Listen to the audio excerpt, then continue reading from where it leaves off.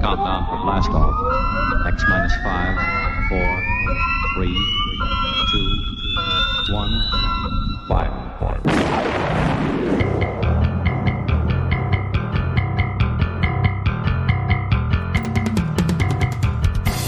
Welcome to Lord Bloodraw's nerve-wracking theater.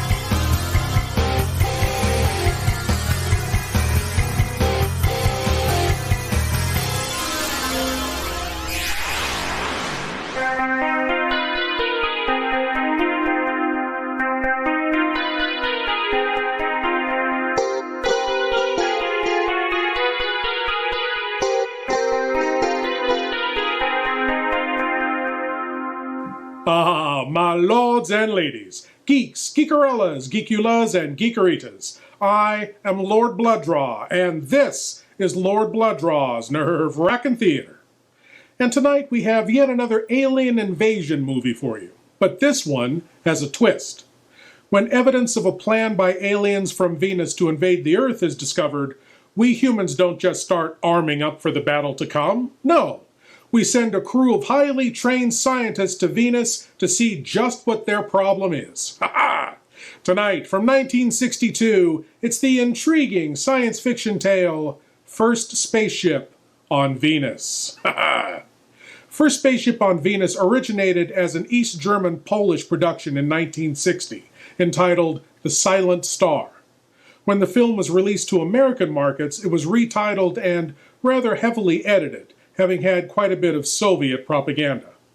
Now, my lords and ladies, get ready for a whole lot of exposition, as we dive into First Spaceship on Venus. The elements existing on Earth. That's right. The elements? Well, that's not what I heard. Do you still believe it impossible we exist? You didn't actually think you were the only inhabited planet in the universe. How can any race be so stupid? Now that's what I heard, but then again, I hear that a lot.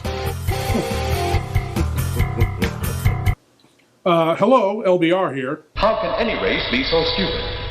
You know, I keep asking myself that every day. What happened? He got away. I think I know where he's going, to Taurus. Follow me. Right. There's panic in the streets as the unheard-of terror of a half-man, half-monster runs wild through the city. There he goes! Don't miss The Manster, a genuine thriller in the most frightening sense of the word.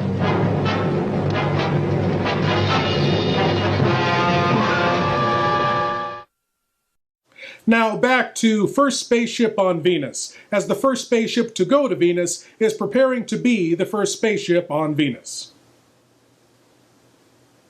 Yeah, that's right.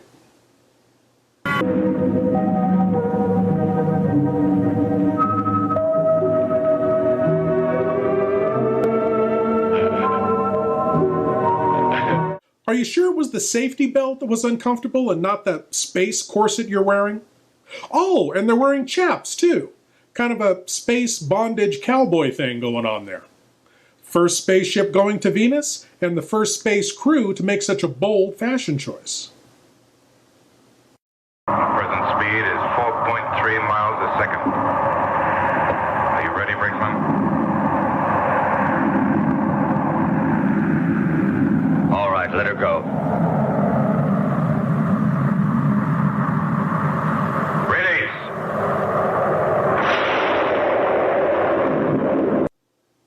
Brinkman blowed up.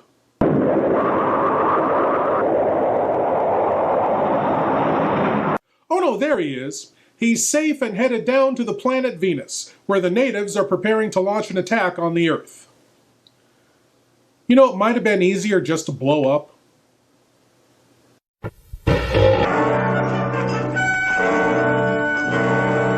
This strange and powerful story has been acclaimed as the most terrifying of all time, as it bursts forth the unequaled horror of an island of monsters created by a human beast. Now back to first spaceship on Venus, where Brinkman is descending to the surface of Venus in the oddly named Crawlycopter. I guess the Slither plane and the Creepy Glider were unavailable.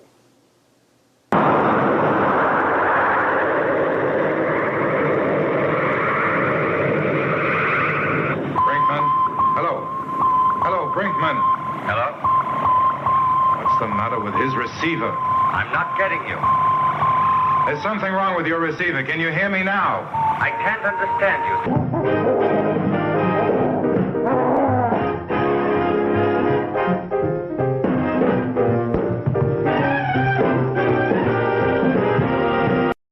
Now back to first spaceship on Venus, where our crew has landed on Venus, thus being the first spaceship there, and found little hoppy machine bugs, exposed electrical wires, and a giant golf ball.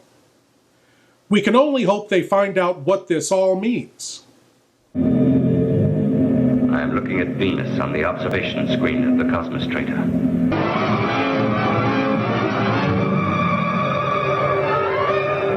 There must have been as high a temperature here as on the sun.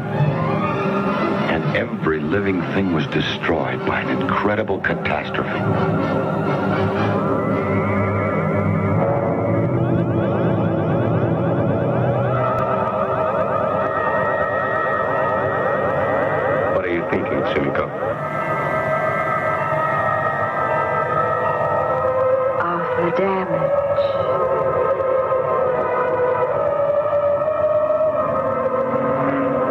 Well, I'm thinking those miniatures representing the surface of Venus are pretty impressive.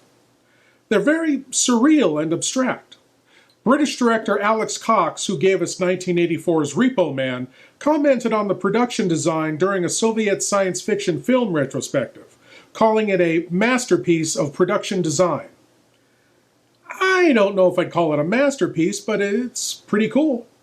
We'll be right back.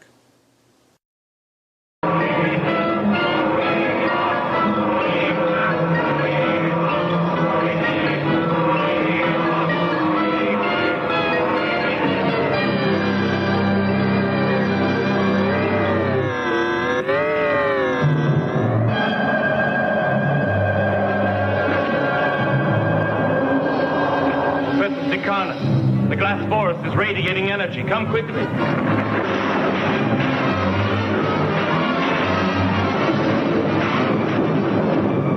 That's just what I was afraid of. Look at that. The sphere's turned red. Gravity is increasing. I am not surprised. But it's incredible. No. Now everything is clear.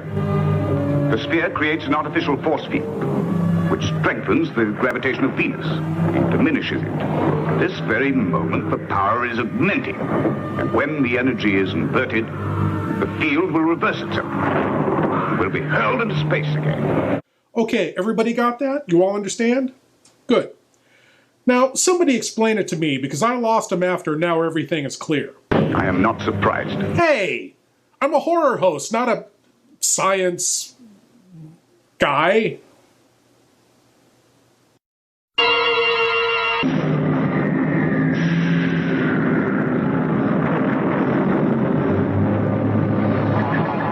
We're entering the Venusian city. The hurricane is getting much worse. How is Harrington? Doctor's operating now. Sumiko will manage.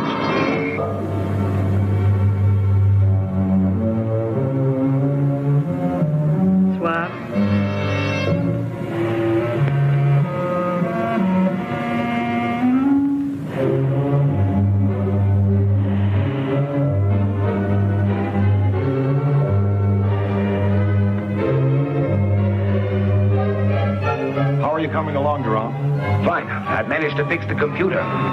Can you hear me? Where are you? We're starting to climb down into the Venusian nerve center. Assume the position and open your minds wide. It's time for your cranial cavity search. Yes, my lords and ladies, the cranial cavity search. Here's a chance for you great geeks out there to prove your geek cred by showing what you know. And tonight's cranial cavity search question is, in the seminal 1968 science fiction epic 2001: A Space Odyssey, written by Arthur C. Clarke and Stanley Kubrick, the crew of the Discovery spacecraft run into trouble when the supercomputer which controls the ship, HAL 9000, apparently malfunctions. What is the significance of the name HAL for the computer in 2001? A. It's the name of Arthur C. Clarke's dog. B. HAL are the 3 letters before IBM. C. HAL was a newly discovered star in 1967. Or D. HAL was Stanley Kubrick's father's name. What is the significance of the name HAL from 2001? We'll have the answer after these messages of no significance whatsoever.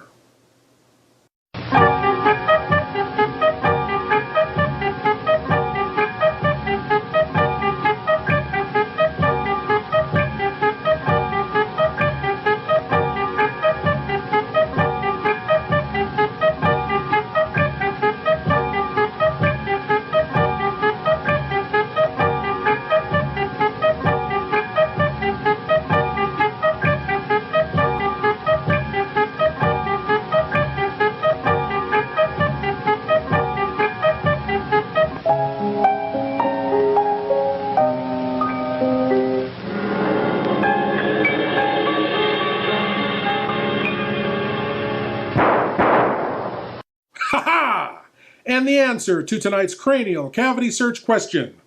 What is the significance of the computer's name HAL from 2001? It was B. HAL are the 3 letters before IBM. Now, this is controversial, but the letters HAL are the 3 letters before IBM. IBM, of course, being one of the world's leading computer makers. In the late 60s and 70s, obviously before home computers, IBM was the leader in computer production. The name HAL then was a nod to IBM, but Arthur C. Clarke denied that, saying he never noticed the coincidence, and if he had, he would have changed the computer's name. Of course, today, if you wanted to name a computer along those lines, it would be called Zookt, the letters before Apple, if you consider the alphabet a loop, which puts Z before A, because otherwise there's no letter. You know what? Never mind. The joke doesn't work. Moving on. Here is the exciting conclusion of First Spaceship on Venus, where our brave crew are exploring the automated nerve center of the planet's automated defenses. Let's see how that goes.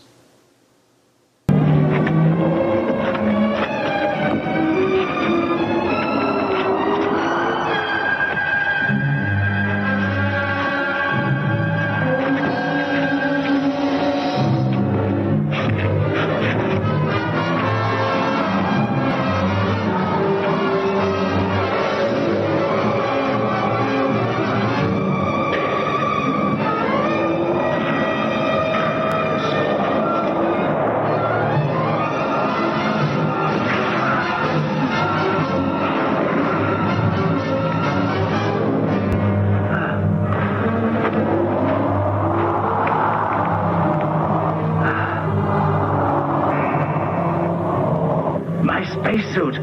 It's punctured. I'm coming to help you. No, tell you, we're going down. You must save the others. Hemingway! I can't hold out for long. My air's escaping.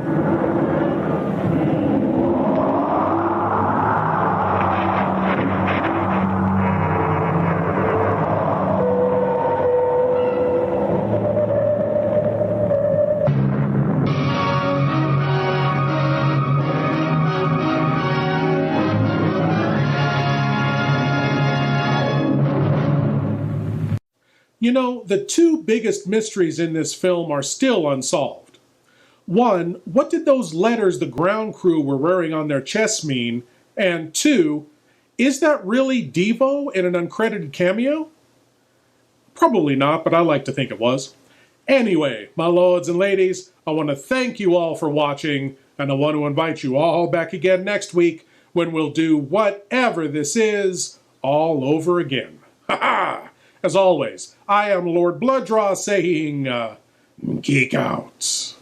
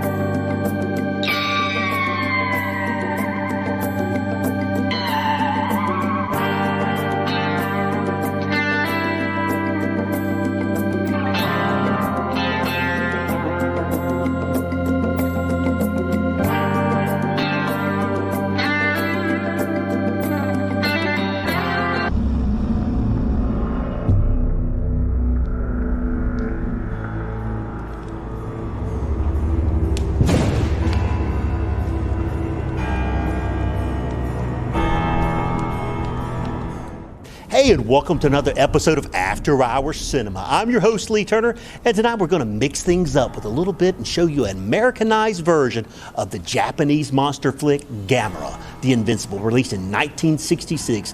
The film was originally released the year prior as Gamera the Giant Monster for the Japanese audience, where it became a huge surprise hit. If you're like me, these old dubbed Japanese kaiju movies bring back fond memories of the days of UHF TV channels and monster movie marathons. So if you're expecting anything resembling the quality of the recent Godzilla movie incarnation, you might want to lower your standards just a little bit. Well, actually a lot. But the film is still a fun watch. Well, perhaps you were right. Gamera the Invincible has the distinction of being one of the few films to get the Mystery Science Theater 3000 treatment twice. However, Oscar-winning director Guillermo del Toro named Gamera one of the top 5 kaiju films of all time. Hey, if it's good enough for Guillermo del Toro, it's good enough for After Hours Cinema. As usual, we have some great special guests lined up for you, including actress Shea Dewitt during tonight's intermission, along with another great Lessons Learned with Scream Queens Pamela Such and Monica Hayes that you're not going to want to miss. Now, before we wade off into the movie, a little bit about the plot.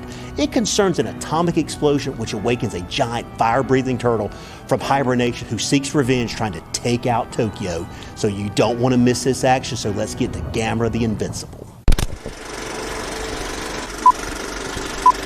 Command post, and will take this assignment, the Gamera operation. Report directly to me. Yes, sir. Now, gentlemen, if you will excuse us, the President is waiting.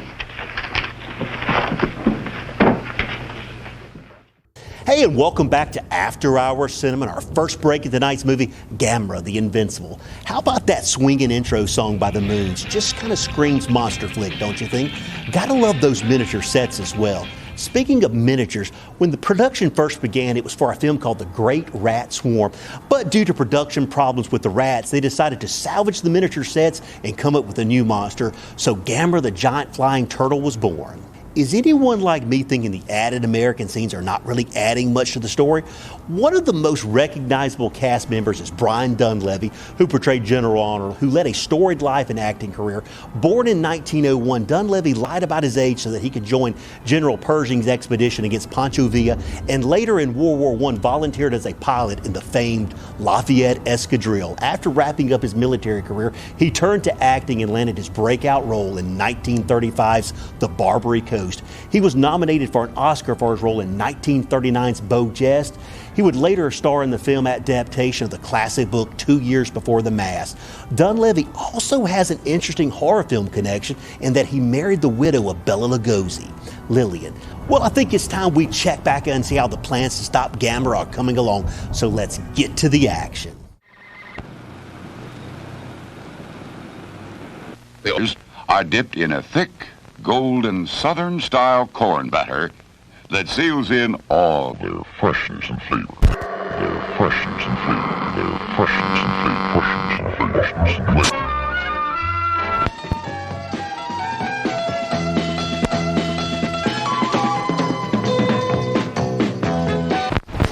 Hey, and welcome back to After Hour Cinema. I'm actress Shay Dewitt, and tonight we have a special treat for you that might make you appreciate the special effects in Gamera. Seriously. I mean, what could be worse than a giant fire-breathing turtle? How about dogs dressed as giant rats in 1959's Attack of the Killer Shrews, with a young James Best as the leading man, aka the future Sheriff Roscoe P. Coltrane. So it's Roscoe to the rescue. Here's the trailer to 1959's Attack of the Killer Shrews.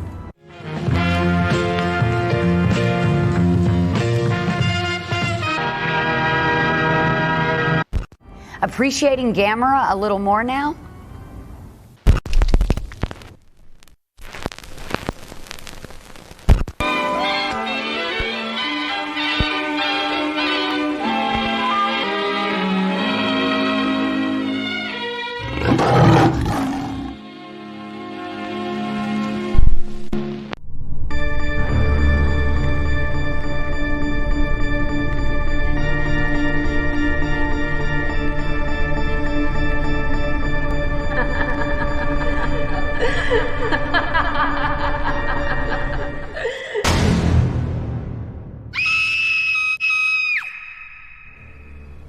Good evening, my victims, and a welcome to an evening filled with twisted events. What is it now? Movalia, the Queen of Screams? Well, yes, that's me. I was sent by the Dock Lord himself. Well, what is it now? On behalf of the Dockley deceased, it has come to our attention that you have violated Code 666-311-9. All right, get on with it! You were seen victim hunting on Mr. Bates's territory, which is in clear violation of Code 666-311. I was not. I clearly know where I can victim hunt and where I cannot. Well, according to an upstanding fiend of the community, that's not true. We have a photo of the crime in action. I was hungry. And my territory is a little distasteful, if you know what I mean. Well, the humans are eating that kale again. I'm sure that doesn't help. No, it's absolutely disgusting. So you do admit to violating Code 666-3... Yes! Oh, what is my fine? It's $250,000. What? All for a lousy snack? I don't have any cash on me, and I don't have any credit cards, so can I Venmo you? That should work, yes. Thank you. Thank you. Right. But wait. Who was the savage that turned me in? She goes by the name Satanus, I believe, my queen. It's on.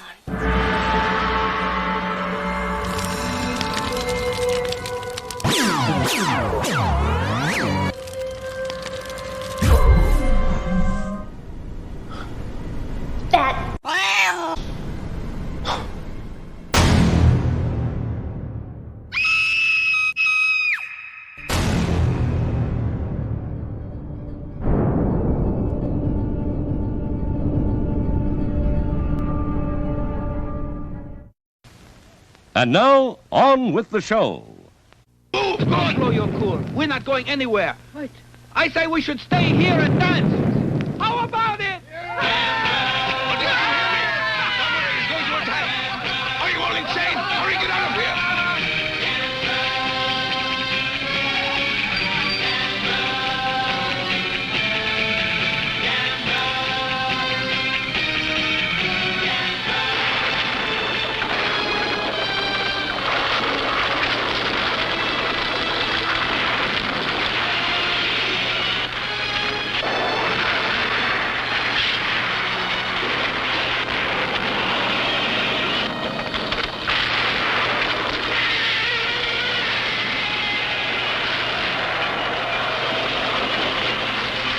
Special bulletin! Special bulletin! Camera is attacking! Proceed to shelter immediately! Proceed to shelter! Camera is attacking! Camera is attacking!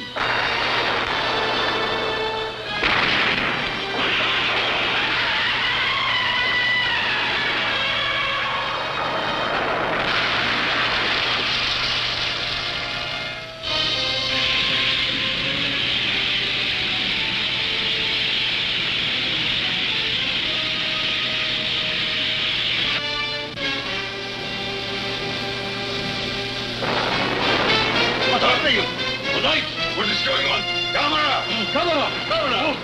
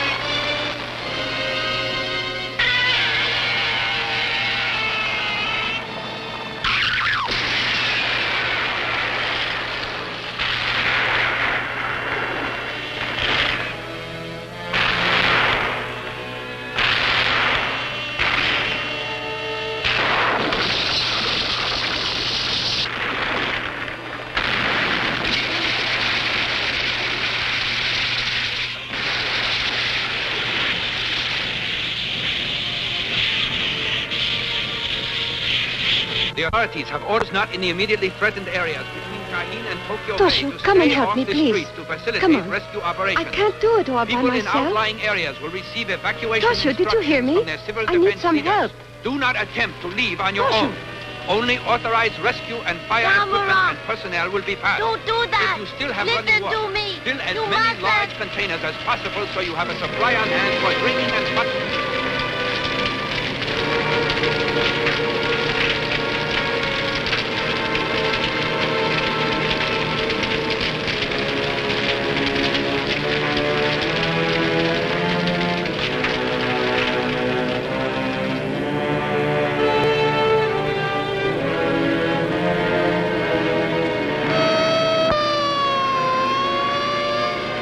All right, that's the signal. We leave in 5 minutes. What do you think, Toshio, Ichiro? I think he went to the river. The river.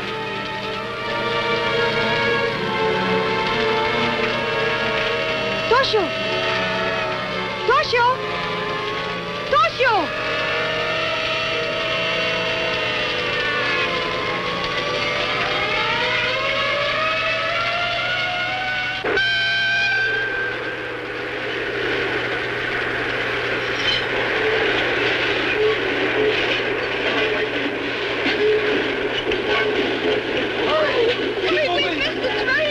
Cameras at the refinery! Oh, he is. Hurry, quick! Hurry! Run! Oh, my goodness Christ.